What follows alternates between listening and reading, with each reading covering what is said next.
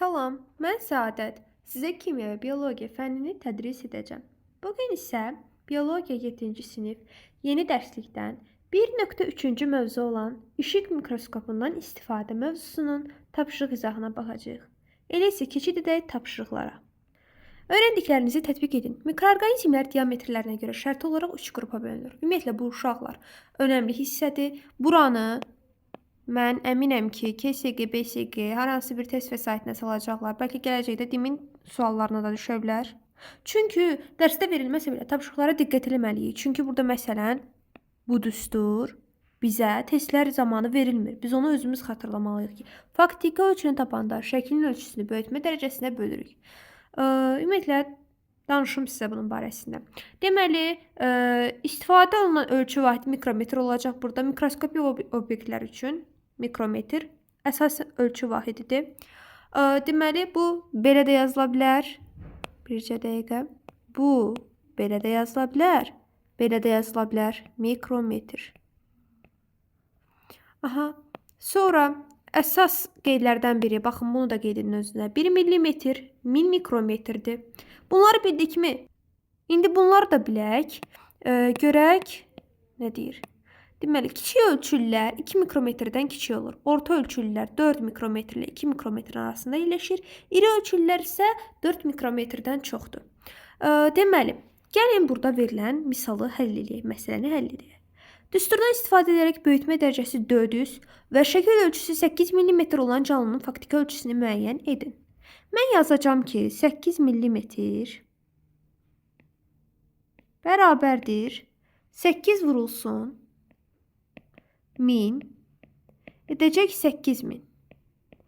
Sonra gətirib qoyacağım yerinə, şəkil ölçüsü yerinə qoyacağım düsturda. Qoydum. Böyütmə dərəcəsi isə 400. Baxın, burada qoyacağım. Bunları böləndə edəcək 20. Cavab faktiki ölçü olacaq 20. Bu qədər sadə. Sonra ikinci sualımızda verib ki, canlı ölçüsünə görə hansı qrupa aid etmək olar? Mən 20 tapmadım.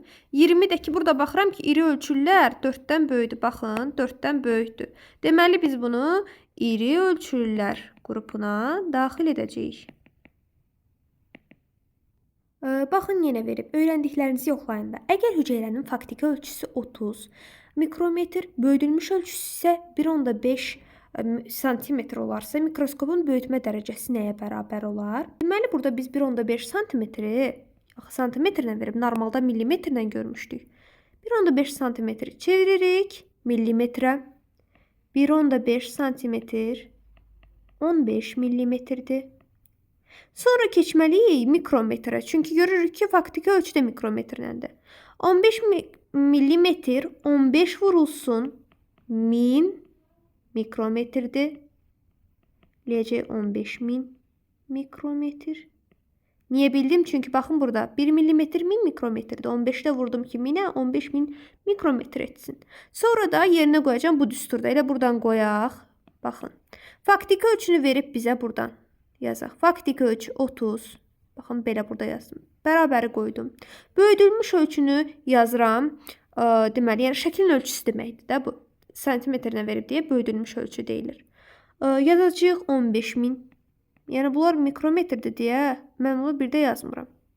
X-i qoyacağım yerinə, çünki mən buradan böyütmə dərəcəsini istəyirəm. Böyütmə dərəcəsi də olacaq. Buradan bunlar getdi. 500. Bu qədər sadə. Cavabımız 500 olacaq. Deməli, ikinci sual. Şəkli nəzərdən keçirin. Sizcə sual işarəsi ilə qeyd olunan sahədə hansı strukturları yerləşdirmək olar? Elə başdan baxaq. Verib ki, hidrogen atomu. Atomdan sonra nə gələr? Molekul. Molekul gələr.